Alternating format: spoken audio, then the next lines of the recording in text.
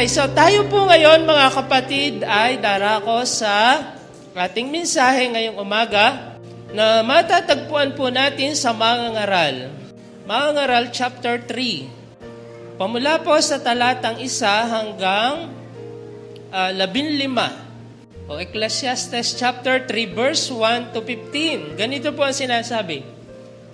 Ang lahat na pangyayari sa daigdig ay nagaganap sa panahong itinakda ng Diyos. Ang panahon ng pagsilang at panahon ng pagkamatay. Ang panahon ng pagtatanim at panahon ng pagbunot ng tanim. Ang panahon ng pagpatay at panahon ng pagpapagaling. Ang panahon ng pagiba at panahon ng pagtatayo. Ang panahon ng pagluha at panahon ng pagtawa. Ang panahon ng pagluluksa at panahon ng pagdiriwang. Ang panahon ng pagkakalat ng mga bato at panahon ng pagtitipon ng mga ito. Ang panahon ng pagyayakap at panahon ng paglalayo. Ang panahon ng paghahanap at panahon ng pagkawala niyon.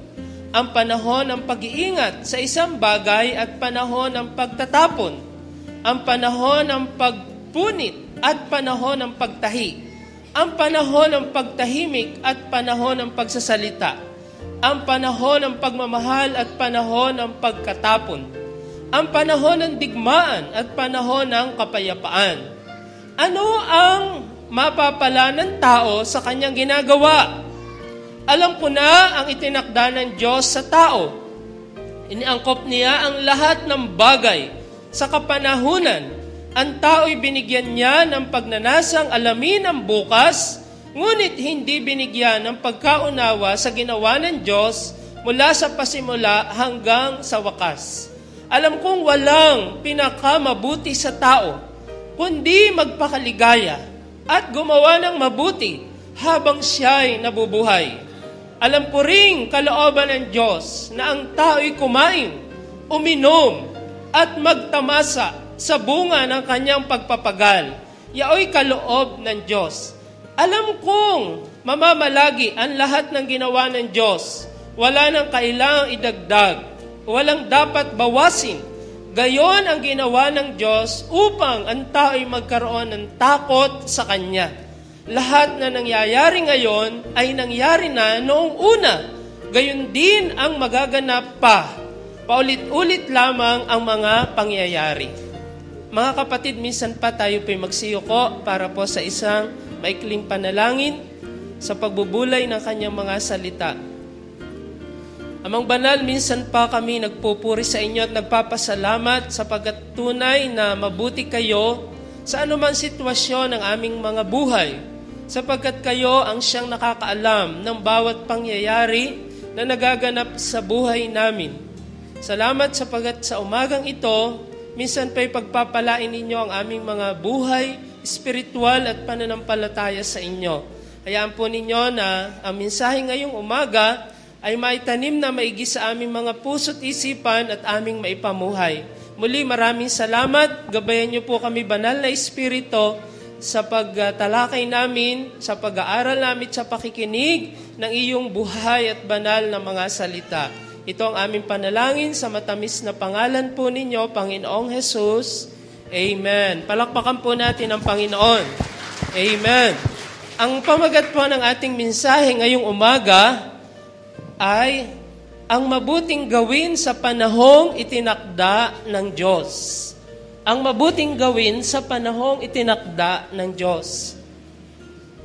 Ngayon po ay bisperas ng ating pong pagdiriwang ng anibersaryo sa darating pong buwan ng Oktubre.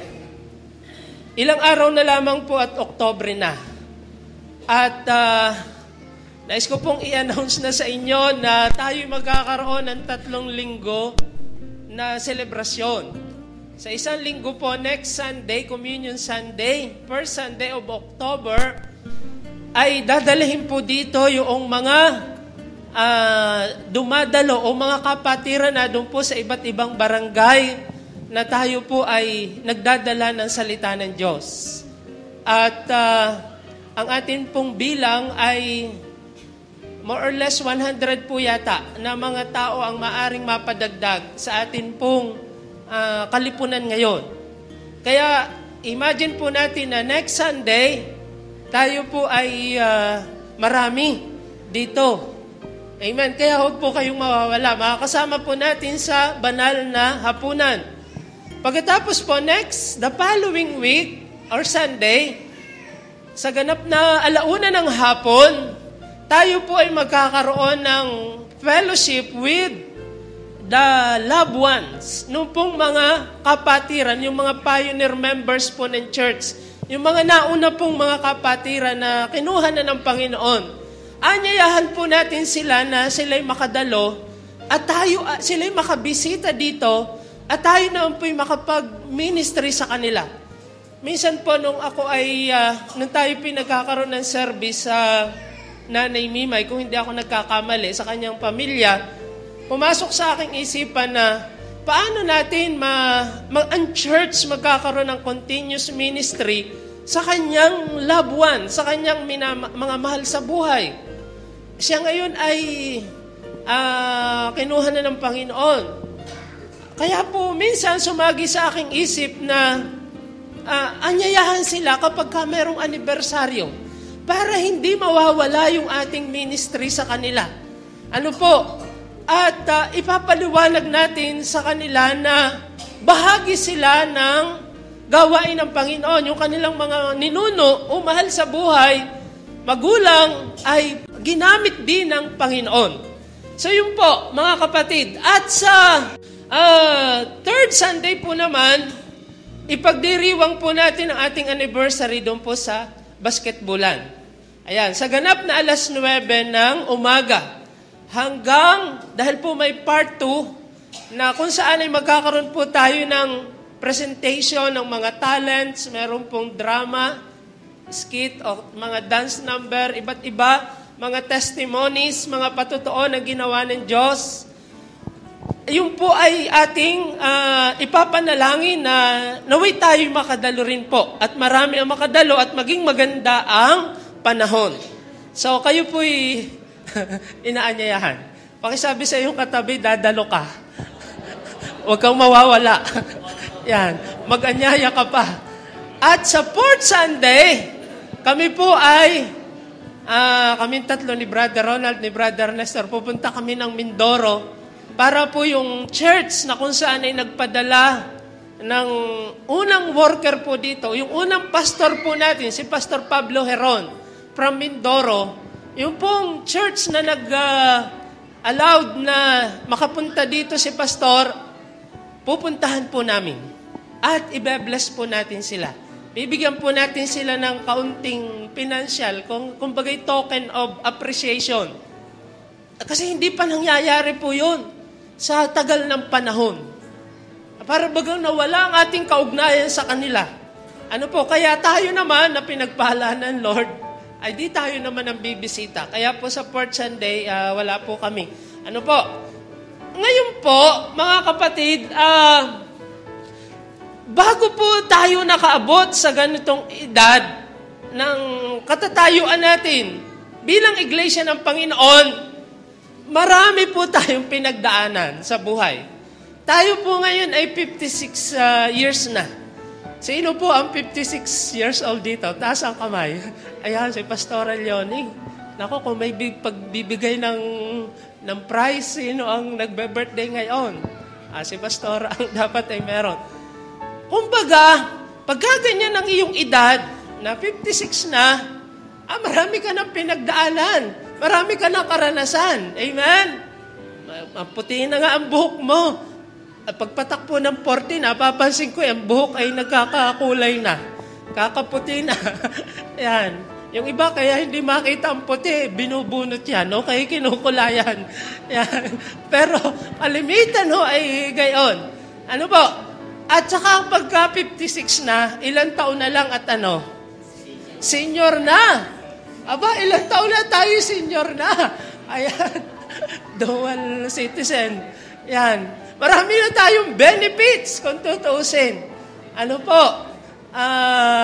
So, ganun ang ating kalalagayan. Bago po nangyari yan, mga kapatid, Maraming pangyayari sa buhay natin ang inallowed ng Panginoon. Hallelujah.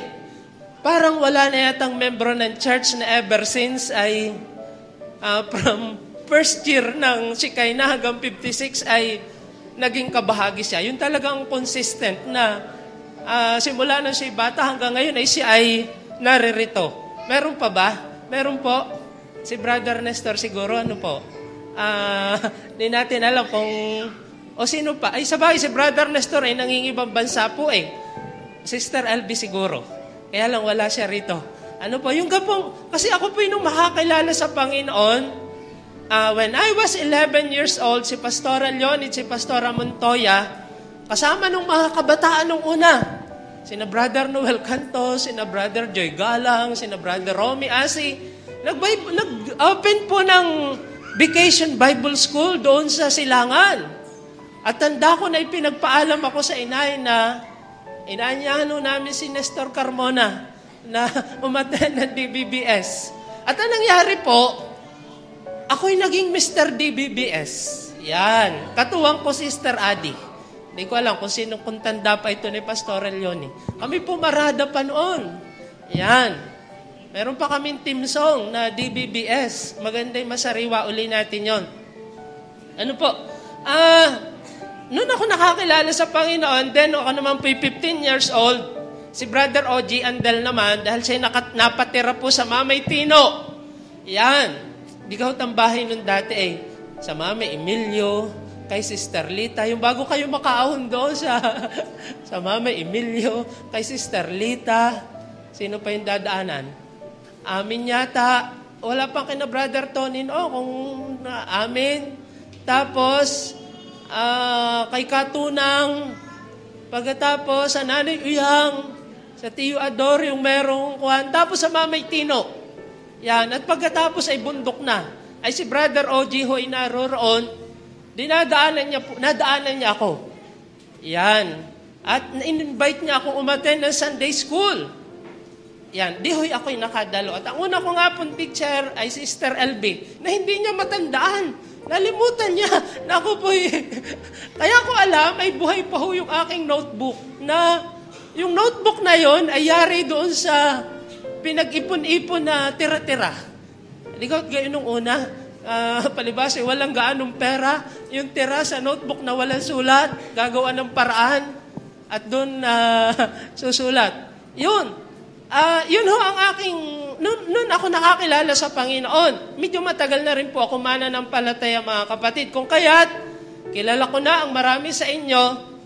At mga kapatid, bago ho natin narating ito, marami tayong pinagdaanan na. Parang yung 56 years old na tao. Marami ng karanasan sa buhay. Ano po? At ipagpasalamat ho natin sa Diyos na tayo'y umabot na ng ganito. Amen? Hallelujah! Bakit natin ipagpapasalamat? Sapagkat tayo po ang unang Foursquare Church dito sa Batangas. Province. Tayo ang una. Tapos ang sumunod sa atin ay ang Sakuta, yung Batangas City. Sakuta po, meron din ang Foursquare Church na nag-celebrate nitong last kamakailan lamang po ng kanilang Jubilee. Yung 50 years. Pagkatapos po, ngayon ang Batangas Province ay, ang mga bayan po ng Batangas Province ay meron ng Foursquare na nagmula dito. Palakpakan po natin ang Panginoon. Mahigit na pong 20 na as lokal na iglesia, meron ang Foursquare ang Batangas na nag-umpisa dito. At ngayon ho, dahil tayo mismo, ang Shekinah Glory, meron tayong 6 na barangay na. Ang bago po ay ang Conde, na nagkakaroon tayo ng gawain. Ano po? Ay di mapapadagdag pa. Plus, ang Batangas West. Yun o kaninang pinresent ni Brother Ray na tayo ang nanguna sa Bukal sa Puso. Yun po ang ating division, yung Batangas East, na kinabibilangan po tayo ng halos 13 local churches. Ay marami po tayo ngayon church planting plus ang Batangas West. Ano po? So, maaring pagdating po ng 5 taon o O baka hindi na abutin ng 10 taon. Baka po tayo maging isang district na. Dahil ang composition ng isang district ay dapat ay 40 local churches. Ayan. Kaya, gayon na lamang ang dapat nating ipagpasalamat na kahit po tayo nagkakaedad, hindi ho natin napapansin na tayo ay masasabi nating nagkaroon ng maraming bunga. At bawat isa po sa atin ay bahagi nito. Amen? Hallelujah. Palakpakan po natin ang Panginoon. Nasasabi nating bahagi sapagkat hindi ho lalakas ang iglesia, hindi makakapagpatuloy tayo kung hindi tayo sumusuporta sa mga pagdalo sa pagkakatipon, sa mga pananalangin, sa mga pagbibigay, sa mga pangangaral, at sa lahat ng gawain. Kaya nga't ikaw at ako ay bahagi nito. Naalala ko yung lagi po sinasabi ni Brother Ronald na yung tao na ginamit ng Diyos, halimbawa yung isang pastor na kahit siya namatay na at napalipat ng pinagpapastulan, kumbaga, siya yung nag-fill nung gap. Siya po yung tumayo dun sa pagitan.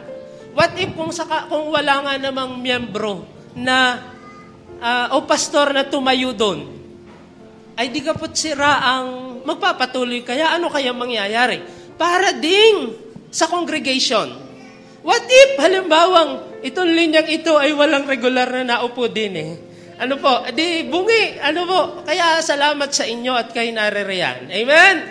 Nakukuha niyo po yung kahalagahan ng bawat isa. Hallelujah. Kung walang laging naupo ditong magigiting, mga pogi, yan, ay di walang, yan, mahalaga talaga po ang bawat isa. At yung kalagayan natin ngayon, na tayo po'y umabot sa 56 years, ay itinakda ng ating Panginoon. Ngayon pong buwang ito ng September, kung inyong maalaala, kasi po nais kong ating alalahanin yung past. At pag-aralan natin, tingnan natin yung present at saka yung future ng church. Dahil ngayon nga po ay, kumbagay, Eve, bisperas na ng ating anniversary. Isang linggo na ay magsa-celebrate na tayo. Magandang ating balikan yung nakaraan, pag-aralan ang kasalukuyan, at ipapanalangin yung hinaharap. Ano po? Para magiging makabuluhan lalo ang ating selebrasyon. Amen? Magiging meaningful, magiging mapagpasalamat tayo sa Diyos. Lord, salamat po na kahit kami nagkakaedad, kahit na namumuti ng aming mga buhok, nanghihina ang aming mga katawan, kumbaga kung sa tao, hindi nyo kami pinababayaan, Panginoon. May ginagawa kayo sa amin. Kaya yun ay ating ipagpasalamat na malaki. At maganda'y ating tingnan ang nakaraan para at pag-aralan ng kasalukuyan para lalo tayong ganahan sa ating buhay bilang mga hinirang at mananampalataya ng ating Panginoong Hesukristo. Muli, palakpakan po natin ang Panginoon sa kanyang kabutihan. Last year po, kung inyong maalaala, tayo ay nagkaroon ng 4 square month. Ano po? Isa sa milestone, yung pong with important contribution sa pangyayari po natin sa church, nung i-celebrate po natin yung 4 square month. Natatandaan ko po, nung September din last year, malakas din ang ulan. Pagkatapos, nung pong pag-akyat ko dito, ay ba'y kakakaunti ang nasimba, kakalahati ang dumalo dahil nga po naulan. Pero hindi po ako pinanghinaan ng loob. Sabi ko, tamang-tamang ito. Dahil po noon, nung panahong yun, ang ating pong message ay yung tungkol sa baptism with the Holy Spirit. Kung inyong maalaala, lahat tayo halos ay napuspos ng banal na Espiritu. Yan, hindi lang hulo na bibidyohan pa. Ano po? Bagsak po lahat. Napuspos tayo. Ngayon ay nakaisang taon na. Ano ang ginawa ng Diyos? Napakadami yung ginawa ng Diyos sa atin. Nagkaroon ng mga propesiya halos gabi-gabi. Ang ating mga kabataan ay inaabot ng madaling araw kung minsan. Gabi-gabi at tayo nananalangin. Hanggang sa tayo po ay nagkaroon nga ng halos gabi-gabing pananalangin. Ang naging resulta, ang sabi po dun sa propesiya noon, tayo mangangalat. Yan, para magdala ng ebanghelyo. Nangyari nga po, mga kapatid, dahil sa pagkilos ng Panginoon. Isa po yan sa ating mga karanasan o pangyayari na hindi po natin malilimutan. At ngayon po, dahil tayo rin sa panahong ito ay nagkakaroon ng pagdidisipulo o discipleship, lalong na-sustain yung pagkilos ng Panginoon, sapagkat bukod sa tayo'y nananalangin na merong ipadala ang Panginoon, kumilos ang Panginoon, meron ho talagang mga nagpapasya na sila mismo ay sumunod sa ating Panginoon para magdala ng ebanghelyo sa iba't ibang mga lugar. Kaya yun po'y ating ipagpasalamat sa Diyos. Amen? Muli, palakpakan natin ang Panginoon sa bagay na iyan. Hallelujah. Kaya po, kung ating iisa-isahin, halos hindi natin kayang bilangin ang kabutihan ng Diyos. Kung kaya't sa mga pangyayaring ito, na niloob po ng Diyos na ating maranasan, sapagkat siya nga ang nagtatakda ng mga pangyayari sa ating buhay, ay meron po tayong magandang mga pwedeng gawain sa ating pamumuhay bilang iglesia ng Panginoon. At maganda po ito'y ating pakatandaan, mga kapatid, upang tayo makiisa, makisabay sa pagkilos ng Diyos sa atin bilang Kanyang mga anak. Una po sa maaari nating gawin na mabuti, alinsunod dun po sa itinakda ng Diyos na pangyayari sa ating buhay. Sapagkat nakita po natin dito yung iba't ibang panahon. Nung una po, mga kapatid, pag inyo pong pakikinggan ang report sa Shekinah o sa Foursquare, palimitan negative. Ano po, naririnig ko. Kasi po nung una, ang nagiging sistema, Garne, yung kapong pag nagkakagulo, ang mga pastor ay pinaalis. Yan, kaya ang naging bansag sa atin ay, alay diyan, nagpapalayas ng pastor. Yan, kinakalaban ng pastor. Pangit po ang ating imahe nung una. Ano po, pag mapapakinggan nyo dun sa labas. Pero ngayon, iba na po. Iba ang panahon o pangyayari na itinakda ng Diyos sa atin. Nakalipas na yung panahong ganoon. Dahil nga, bahagi yun ang paghubog sa atin ng Diyos. Amen? Na kung saan, ano man ang pangyayari, mabuti man o masama, may itinuturo ang Diyos sa atin. Amen? Kung ano man yung panahon na yung pinagdadaanan ngayon, merong itinuturo ang Panginoon. Hindi mananatili na ganyan na lamang lagi ang takbo ng iyong buhay. Para din po sa church, hindi po laging ganun tayo. Sa ngayon, mga kapatid, katulad ng ating alam, niloob din po ng Diyos na tayo ngayon sa ating distrito ang nangunguna na simbahan sa maraming aspeto. Kaya yun po ay kalooban ng Panginoon.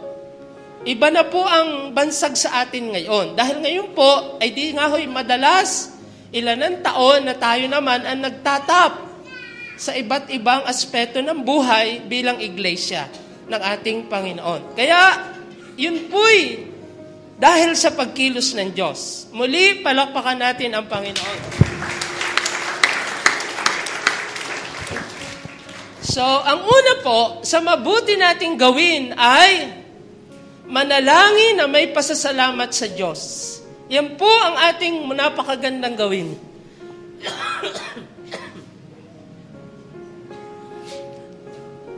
Anyway, yan po ay supported ng Unang Thessalonica chapter 5. Familiar po tayo doon sa 1 Thessalonians chapter 5 na 1 Thessalonians chapter 5, ang sabi,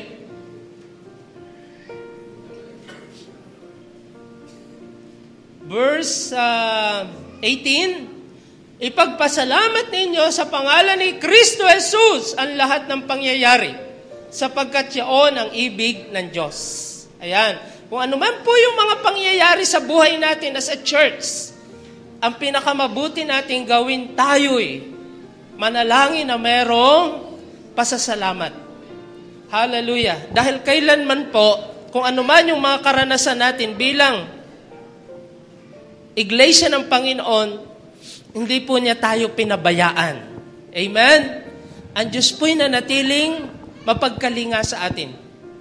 Sa tagal ko na po na pagiging pastor, ang isa po sa hindi ko makakalimutang pangyayari na naganap po sa atin sa church, mga kapatid, na nung panahon na meron pong Star Project dito po sa Shell. Na nung panahon na napakaraming dayuhang manggagawa, ang iba'y sa EEI nagtatrabaho, sa DMCI, nang ang bulong ay binagsakan ng napakaraming mga taga-ibang lugar. Ay nung pong panahong yon, tayo merong problema sa church. May kaguluhang nangyayari sa church. Mayroon pong mga dumating na mga mananampalataya galing sa iba't ibang lugar. May mga Christian. Di kapot gano'n naman. Pagka mayroong project sa isang lugar, ay hindi mawawala ng mga mananampalataya na naghahanap na simbahan. Ay nung panahong yon, may problema tayo. May problema sa relationship. Ano po, hindi ko po ito makakalimutan. At nung panahong yon, prayer meeting. Ay naku po, mas marami pa dumalong mga dayuhan na mananampalataya kaysa sa mananampalataya. Parang kami lang dalawa ni Brother Lando ang umattend. Ako po'y hiyang-hiya. Yan. Kasi ako'y sabi ko, naku po, siguro baka itinatanong ng mga dumalo na nasa na kaya ang mga Kristiyano sa lugar na ito. Hindi nila alam na tayo po nung panahon yun ay merong pinagdadaanan na paghubog ang Diyos. Hindi lamang po ako ang ginamit ng Panginoon. Marami po, bawat isa sa atin, may mga iba't ibang sitwasyon na tayo pinatatag ng Diyos para tayo ay makapagpatuloy. Pero hindi tayo pinabayaan ng Panginoon. Amen? Kaya tayo umabot sa ganitong edad na ngayon naman ay nakikita natin ang bunga ng ating mga pagtitiyaga. Hallelujah. Muli, palakpakan natin ang Panginoon sa kanyang kabutihan. So yun po, ang sabi doon, in everything give thanks, for this is the will of God. Hallelujah. At sabi ng Psalms 92, tingnan po ninyo ang sabi ng awit 92. Ang magpasalamat sa Panginoon Diyos ay mabuting bagay, umawit na lagi, purihin ang ngalang kataas-taasan. Yan po ang sa tingin ko'y maganda nating attitude. Anumang sitwasyon ang dumaan sa ating buhay, kung ito man ay pangsimbahan o pampamilya, pampersonal, dapat tayo maging mapagpasalamat. Amen? Hallelujah. Nito pong 2 linggo halos, medyo stress po kami sa pisikal. Dahil po si Queenie ay nung lumabang po ng quiz sa kanilang district, simula noon hanggang nito pong 1 linggo, hindi po siya nakapasok dahil siya ay inasmat inubo. Pagkatapos nito namang nakaraan, 1 linggo, si Bert naman. Naku po, bilang magulang, kapag naubo, pag may diferensya ang ating mga anak, tayo'y masyadong bagabag. Amen? Nakaka-relate dito ang mga magulang. Kapag ang ating mga anak ay may diferensya. Ano po? Pero alam niyo po ang pinarealize sa akin ng Panginoon, ang pinarealize sa akin ni Lord, anuman ang sitwasyon, tayo magpasalamat. Bakit? Sapagkat, tingnan po ninyo ang Pilipos, chapter 4, verse 6. Sabi po sa Pilipos, chapter 4. Sabi po ng Pilipos, chapter 4, verse 6. Huwag kayong mabalisa tungkol sa anumang bagay. Sa halip ay hinginin niyo sa Diyos ang lahat ng inyong kailangan sa pamamagitan ng panalangin may pasasalamat. Ang di malirip na kapayapaan ng Diyos ang mag-iingat sa inyong puso at pag-iisip sa pamamagitan ni Kristo Jesus. Ito po ang ipinarealize sa akin ng Panginoon na anuman ang sitwasyon, tayo magpasalamat. Bakit? Sapagkat meron ho tayong pagkakataong manalangin. Kung hindi ho tayo makakapag-pray, kung walang prayer, kung ano-anong tatakbo sa ating kaisipan na sasama, Kung ano-anong negative ang papasok sa ating kaisipan. Pero dahil nga may kaparaanan ang Diyos na itinuro sa atin na mag-pray, nawawala ho't nagkakaroon tayo ng kapayapaan. Amen?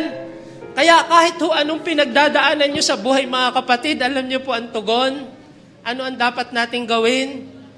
Mag-pray na may pasasalamat sa Lord. Amen? Lahat ng bagay ay alam ng Panginoon. Alam ng Lord. All we have to do is to pray with thanksgiving.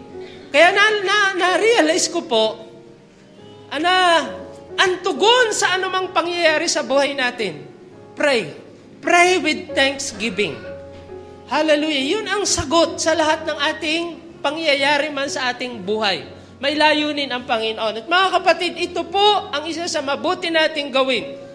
Magpasalamat tayo sa Panginoon. Manalangin na mayroong pagpapasalamat sa Kanya.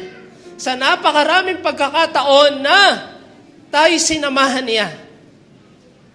Isipin po natin mga kapatid, saglit tayong yumuko at tayo mag-isip. What if kung walang si Kay na glory dito? Ano po? What if kung walang si Kay na glory? Sa Ambulong. Halimbawa, kung pagdaan natin dito, walang building na ganito. Okay, wala tayong napupuntahang gawain. Ano kayang lagay ng ating buhay? Wala tayong fellowship na pwedeng daluhan. Wala tayong maririnig na pangangaral. Ano kayang lagay ng ating buhay? Ano po? Wala ang Diyos. Ano po? Walang presensya ng Panginoon. Ang pangalan po, ang ibig sabihin ng Shekinah glory ay radiance of God. Yung presence ng God.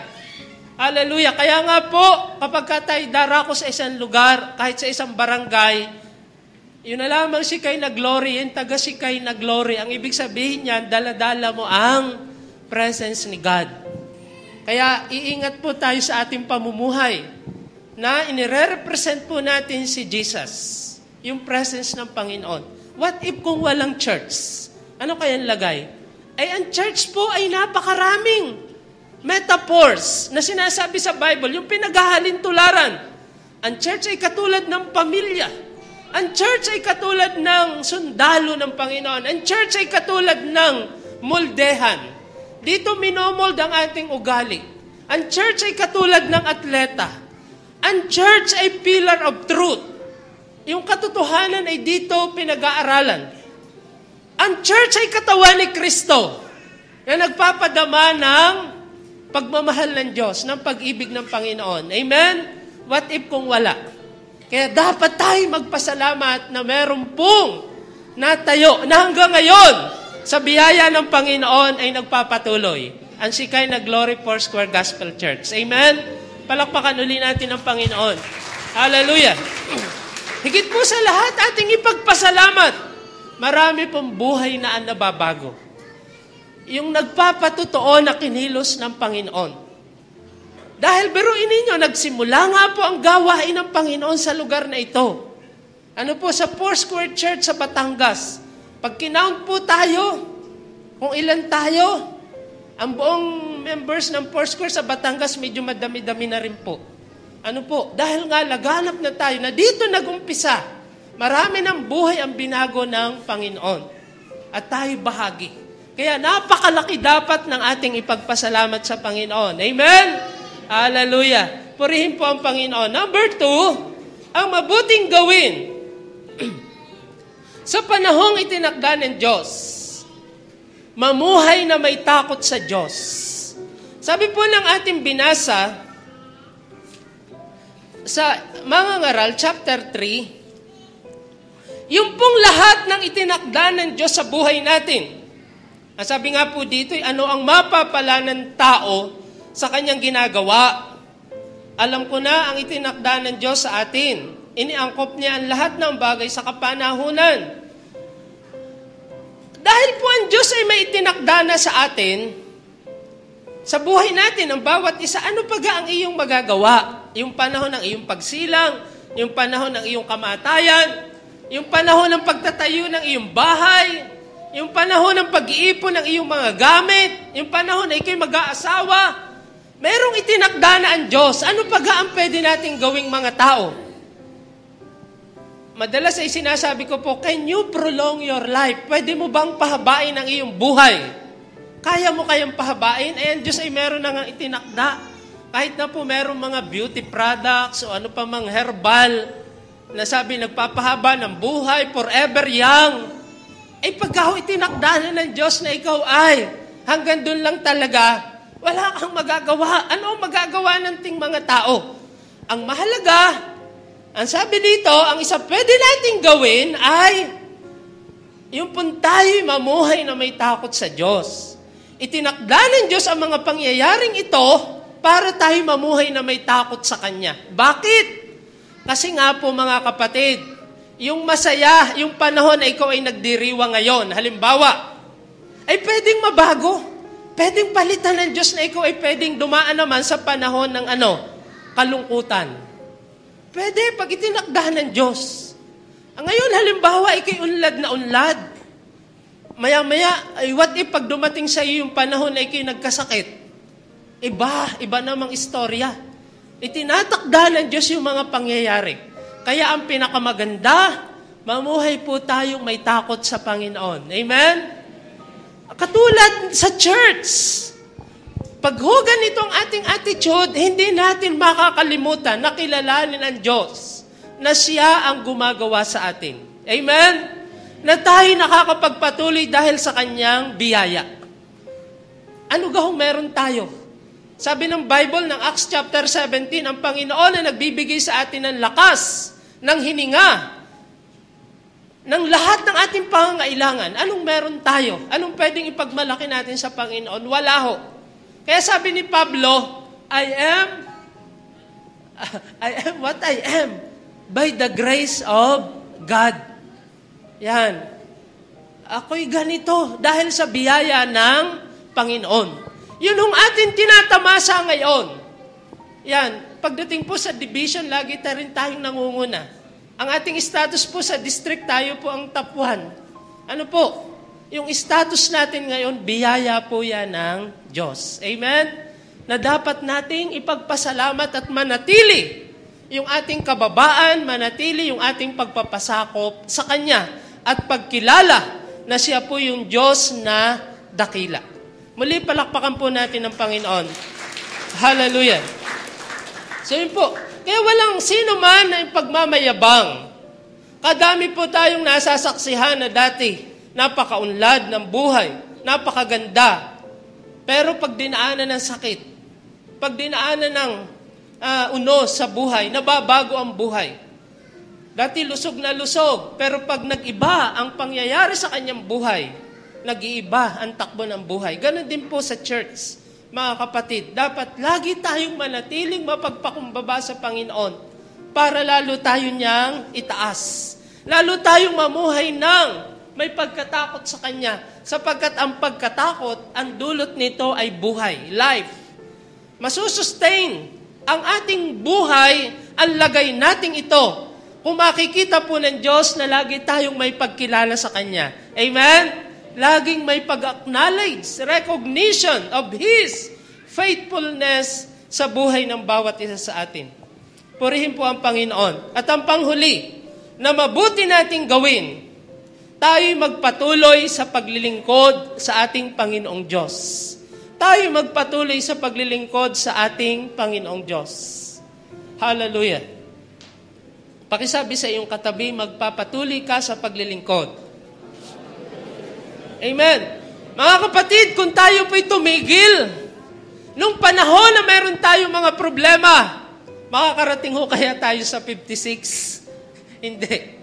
Kung halimbawa, after ma-celebrate natin ang ating gawain sa court, tayo titigil na. Makakatuloy ho kaya tayo sa hangganan? Matatamo kaya ho natin ang gantimpala ng Panginoon? Remember, sabi po dito sa mga ngaral, hayag man o lihim, mabuti man o masamay, magbibigay sulit tayo sa Panginoon. At ang Diyos ay bilang makatarungan Diyos, siya'y magagantimpala. Do you think matatanggap ho natin yon kung tayo ay titigil? So, ang maganda, magpatuloy ho tayo. Amen? Yung pinasimula ng Diyos, yung mabuti na ating tinanggap, ipagpatuloy ho natin. At patuloy nating ipag-pray na gamitin niya pa tayong maigi. Amen? Hallelujah. Noong pong sa Biyernes, di holiday, ako po yung nagtuturo ng OSL nung umaga, yung Operation Solid Lives sa Taysan. May break po. Di may meriendahan. Ang aming kinain ay sopas. Malambot.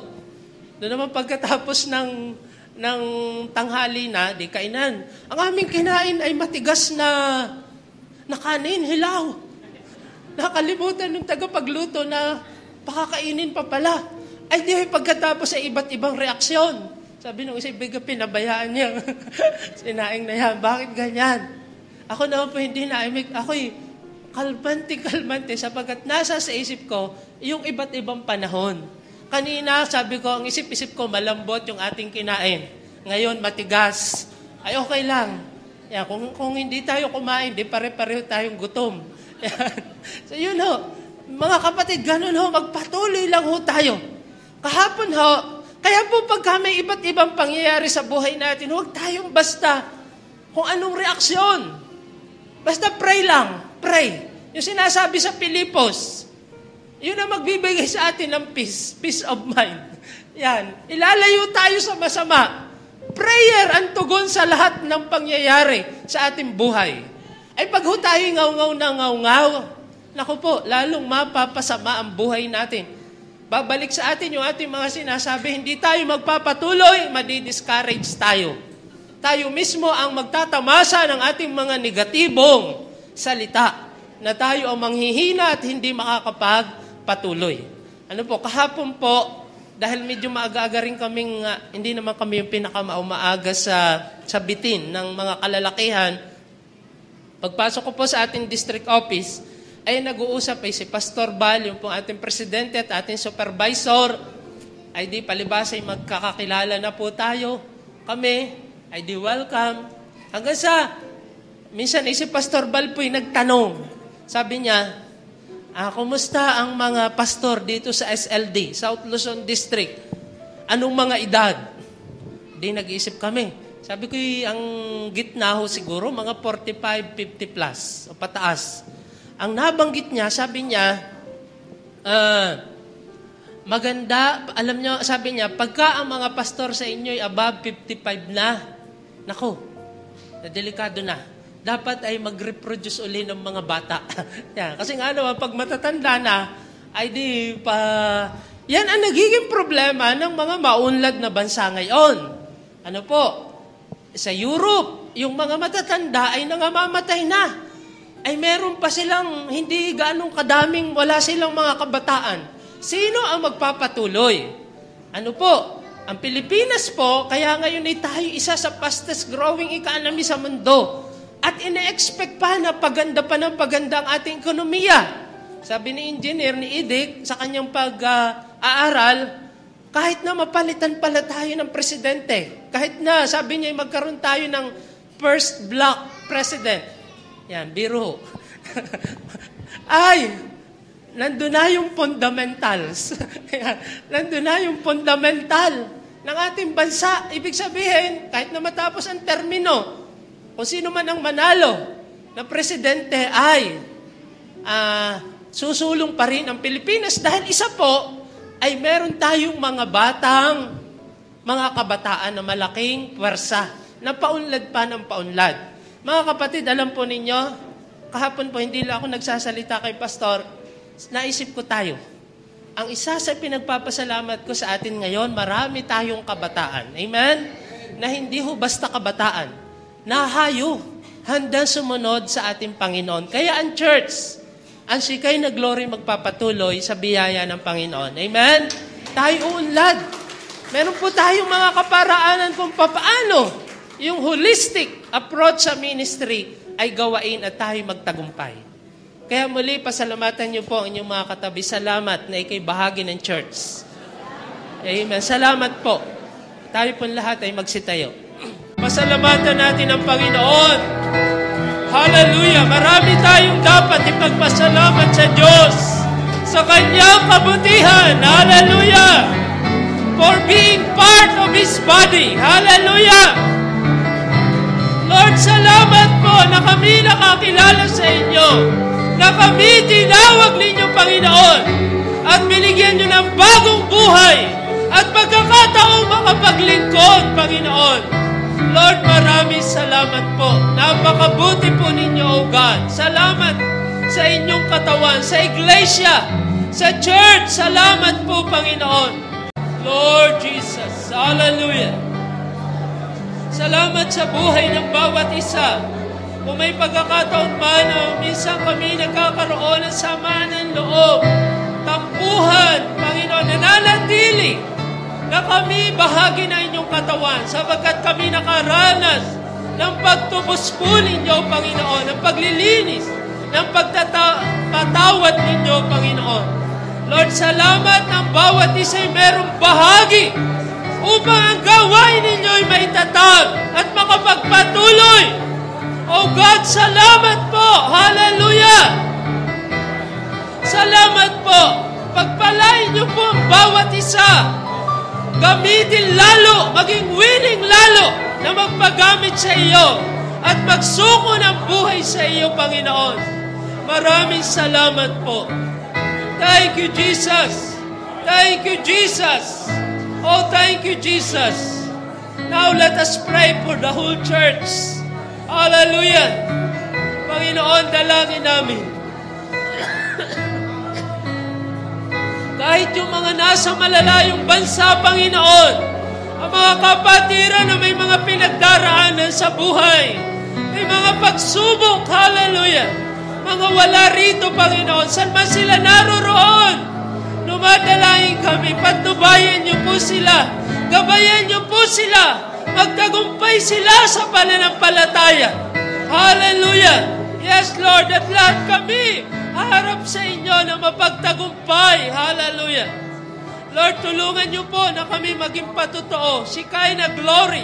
Ang presensya niyo, Panginoon, mamala sa aming mga buhay, sa aming pagsasalita, sa aming pananampalataya. Lord, sa kabanalan. Hallelujah. Lord God, hallelujah. Katulad na sinabi niyo kay Timoteo na huwag bigyan daan ang kabataan, Panginoon. Pagkas kami maging huwaran sa pag-ibig din, Panginoon. Hallelujah.